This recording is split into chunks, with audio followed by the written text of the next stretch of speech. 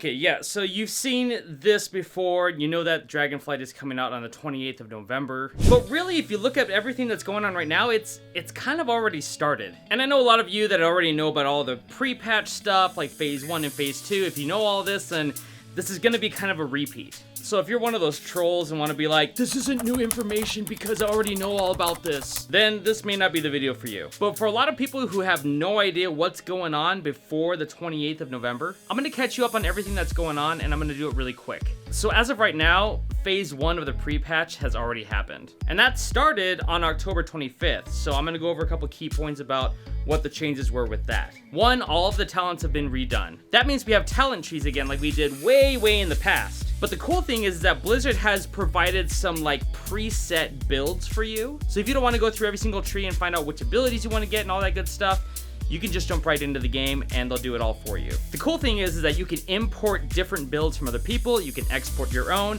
and the key bindings will stay the same per that build. But if you don't like that, you can also keep the key bindings the exact same through every single build that you have. As far as classes, Mage, Priest, and Rogue are now available for every single race. A really big change is that the custom interface is now active. So if you really don't like playing with LVUI, which I really don't care for that, no need to worry, you can completely customize your UI. I think this is a long time coming, but we finally have it now. As for character changes, res sickness only lasts for 1 minute. This is a huge upgrade from the 10-minute res sickness that you had to deal with. But the kick is that anybody who's level 10 or above will suffer a 50% durability loss. That's an increase from the 25% before. And if you're below level 10 and you res, it's a 10% durability loss on your items. And lastly, for character change, up to 5 players can tag an enemy for quest credit or loot, no matter the faction. Yes, so if 3 Horde and 2 Alliance hit a creature for quest credit, they're all gonna get that credit. Now this applies only when war mode is off. With war mode, I'm pretty sure it all stays the same. Okay, moving on, let's talk a little bit about PvP. Rated Solo Shuffle is now live. Yes, you can go into Solo Shuffle and you can get your own rating as a single player.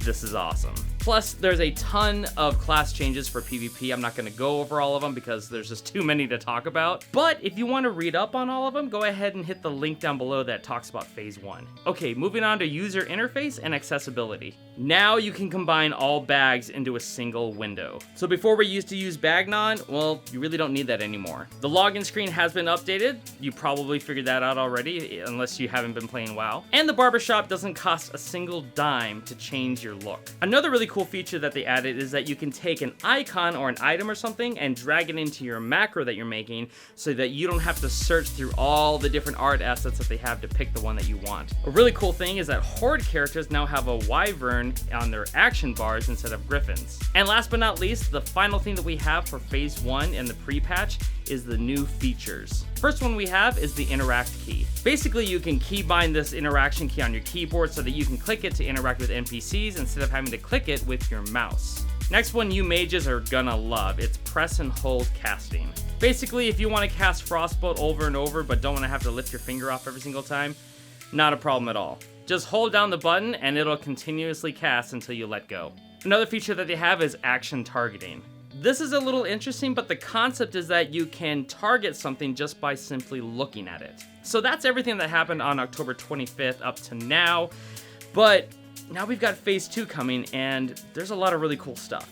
Now I'm pretty sure that this video is going to be posted on November 15th, which is the day that Phase 2 launches, but basically the Dragthier are now coming into play. Yes, as of Tuesday, November 15th, you're going to be able to play a Dragthier. And with that, you also get to play through the new area called Forbidden Reach. The really cool thing that I'm looking forward to is the new Oldemon dungeon. I guess what they did is they went back and revamped a couple of things in the dungeon itself.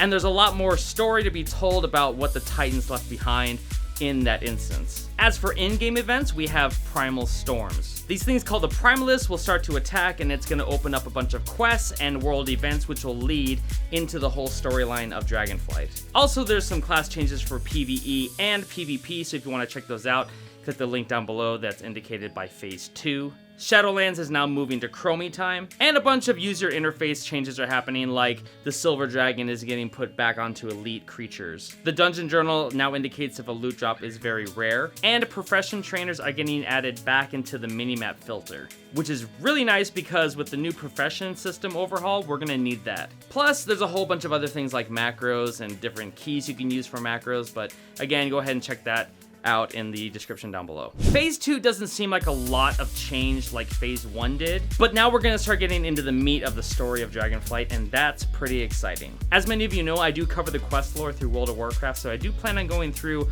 all of the quest stuff for the pre-patch leading up to the 28th of November, which is the launch of Dragonflight. So stay tuned for those videos. I'm really excited about everything that's coming, and before I go, I do want to give a big shout out to the Order of Lore Masters. These are the people that have supported the channel, and I thank you so much for your contribution. If you'd like to support the channel and all the work that I do here, then go ahead and check out the link down below. If you like this video, then make sure to hit the like button and also subscribe if you haven't done so already. And with that, be safe, have fun, and I'll see you guys in Azeroth.